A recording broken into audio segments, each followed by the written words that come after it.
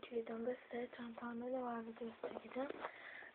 Bayağıdır video yükleyemiyorum galiba, saymadım. Sınavlar üst üste geldi, ders çalışmaktan yükleyemedim. Evet, bu okul çantamda ne var videosu. Şu şekilde şu çantamı kullandım. Gelelim içindekilere.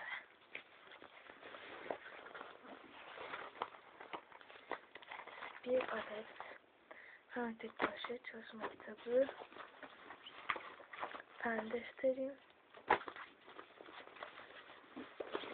şu şekilde fen çalışma kitabı, pardon dersmiş diye çalışmış, not defterim, maymun, daha sonra fen teknoloji yapraklı ve soru bankası, bu da fen. Hocanın öğrendiği kitaplar, kalemlik, kalemliğin içindekileri göstereyim. Şöyle yeşil bir kalem. Arkası çıktı kalemin. Neyse. Yeşil fosforlu kalemliği için kullanıyorum. Mavi bir kalem, kapağını kırmızı taktım. Pembe uçlu bir kalem. Daha sonra 0.7 uç. Sonra kırmızı renkte mavi kapaklı bir kalem.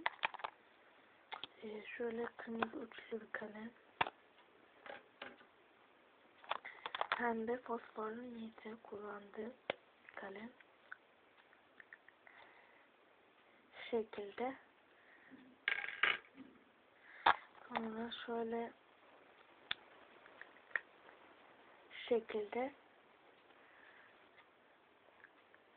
Ağzında kapak vardı, konuşamadım, kusura bakmayın. Kapağı öyle çıkarabildim ancak. Şöyle kırmızı, bu da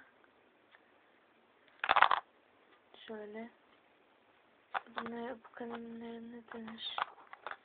Pilot. Evet, pilot kalem. Aklıma gelmedi. Şöyle mor bir kalem. Bunun arkasını böyle çeviriyorsunuz, ucu çıkıyor. Ve böyle kapanıyor. Sonra silgi. Benim dondurmalı silgimler. Aha burada. Aha burada. Görmedim. Bu da dondurmalı silgim. Bunu Gratis'ten almıştım. Evet. Yarın son sınavım var. Bugün bayağı bir ders çalışmam lazım. Ne yapacağım ben? Ağlamak istiyorum.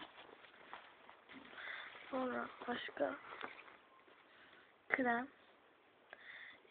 Hindistan cevizi Gratis'ten aldım. Sonra Dove koltuk altı rolunu, limonlu olan. Sanki başka Dove koltuk altı rolunu var ya. Ve şey var. Kavunlu parfümü.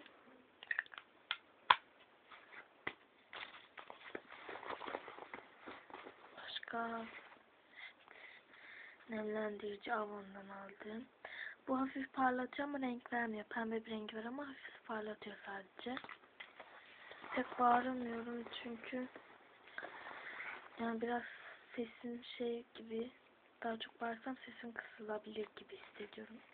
Evet, bunun içi boş.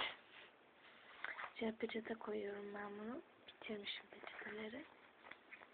Bu şekilde. Başka bir şey var mı? Başka bir şey yok. Evet arkadaşlar, bu videom bu kadar. İzlediğiniz için teşekkür ediyorum. Sizleri çok seviyorum. İstek video yazarsanız sevinirim. Öyle işte. Videomu beğenin. Beğenmek zorundasınız. Sonra böyle işte. Ve yarın da sınavım var. Saat kaç şu an? Saat 4 falan galiba. Yok, saat 5 oldu. Evet, şu an saat 5 akşam. Saat 2'den beri ders çalışıyorum. Ben de hiçbir şey kafama almıyor.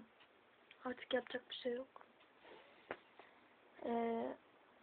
Bu çantanın içinde pudra da vardı ama pudranı çıkarttım. Çünkü bugün makyaj yapmıştım ve çıkarttım. Bugünkü çantamdı. Yarınkini de hazırlayacağım. Yarınkini de çekerim. Saçma bir cümle oldu. Cümleyi kuramadım. Evet, Türkçe sınavı oldum, İngilizce sınavı oldum. Onlara çalışmaktan video çekemedim. Çok özür diliyorum hepinizden. Bu videom bu kadar. Hepinizi öpüyorum. Bay bay.